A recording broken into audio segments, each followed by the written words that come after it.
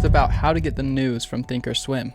So the first place that you can get the news is this live news tab right here, which obviously gives you all the news of whatever chart you're on, or you can add that to your gadgets over here on the side. But the really cool place that you can find news is in the support and chat. If you click up here and then you open up the chat rooms right here, these are all chat rooms that also have live audio in them. One of the best ones is the Benzinga squawk. You click on that and it will open up this chat room.